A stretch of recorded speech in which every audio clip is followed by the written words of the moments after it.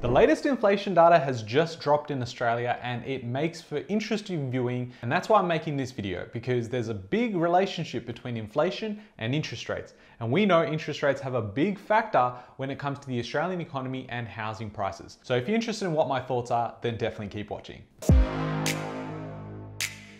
Hey guys, my name's Ravi and welcome back to Personal Finance with Ravi Sharma. If you're new here, smash that subscribe button because I talk about real estate, personal development, and all things financial freedom. Now, the latest inflation data has just come out and it's lower than expected. And this is exactly what I was talking about probably about 18 months ago when I said we're gonna go from a problem of inflation to deflation. And at that time, obviously I was met with a lot of criticism on YouTube, and fair enough, because when you're going through something, it's very hard to have perspective on where you've come from and where you're going. What we can see is the rate of inflation has been dropping steadily over the last 12 months. So let's dive into some graphs and some numbers and I'll break it all down for what it means. What we have here is the trimmed median CPI inflation, seasonally adjusted. Now, what I want to show you are two moments. One is around the GFC period. We had inflation really pump up, and since then it was basically down only up until 2021. And then post that, we've had this massive climb up in inflation, and since then it's just been dropping, and it's been dropping really fast. And this has been playing out over the last 24 months. I remember making videos all the way through down here when I was saying that, hey, we're gonna end up in the RBA's rate target, but I think we're gonna slice straight through. And what I meant by that is that the RBA actually wants to achieve 2 to 3%. When it's in 2 to 3%, they go, okay, we don't need to keep increasing rates, but we also don't need to cut rates. But the problem with data like this, and a lot of people online were giving me shit about this, is that everyone is in the moment. And sometimes that's good because you got to live in the moment. But when it comes to data and trends, you need to understand where you've come from to understand where you're going. And what I was saying is that if you've gone from 7% all the way down to like 3% over the period of like 12 months, it means that even if you did have a few rate cuts, it won't actually have an effect. And that's exactly what we saw in the lockdowns. When we saw inflation go from 1% all the way up to 7%, it was like every time you were increasing rates, there was no immediate effect. Obviously, hindsight's a beautiful thing, and we look back now, it takes 6 to 9 months before those rate cuts or rate hikes come into effect. So we've already had a rate cut in this rate cutting cycle, but it did nothing. And yes, it helped with consumer confidence, but it hasn't really helped this inflation number. What we're gonna see are a bunch of cuts over the next 12 months. And what that's going to be in the hope of is that we don't see inflation completely fall through the floor, because that is not what the government actually wants. Now, headline inflation has remained steady, but the RBA's preferred measure of consumer prices has fallen within the RBA's target band for the first time in more than 3 years. The Australian Bureau of Statistics March quarter data show headline inflation remains steady at an annual rate of 2.4%. While the RBA's preferred measure of trimmed mean inflation dropped from 3.3% to 2.9%. That is massive.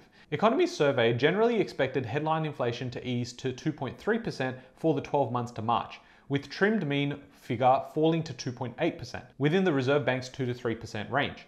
Ahead of the data release, markets were pricing in the virtual certainty of a 0.25% point interest rate cut on May 20th, with a slim chance of a larger cut at the RBA meeting. And what you can see here is all groups, CPI and trim mean in Australia, and we can see it clearly drop all the way from 7.8 in 2022 to now going towards 2.4%. Now, what we are seeing is it's sort of slowing down as to how quickly it's moving, but it is still moving down fairly quickly. I would expect this number to be closer to 1% by the end of the year, unless we see a series of rate cuts. The data show headline inflation increased by 0.9% in the March quarter, which followed 2 quarters in a row of smaller 0.2% rises.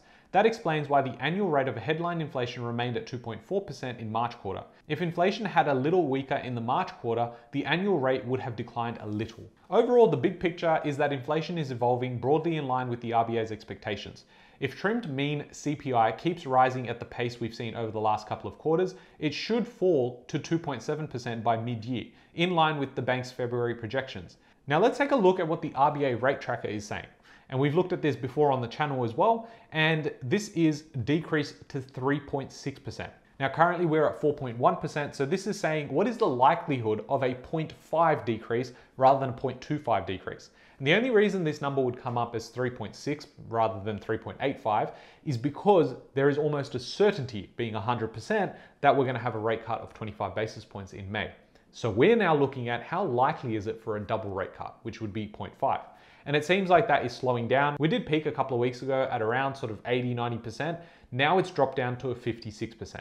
So that just means that in May, we're most likely, without any major announcements around the world, we should be cutting again in May, but it could be a rate cut of just 25 basis points. Now, we've also looked at this before, which is the ASX 30-day interbank cash rate futures implied yield curve. And I've explained this as well, but we're sitting here at 4.1, and what the expectation is that by December, we should be under 3%. Now, if you ask some of the economists at NAB, they think that the interest rate will be closer to about 2.6% come Feb of 2026. So within the next 9 to 12 months, we should see rates a lot lower than where they are today.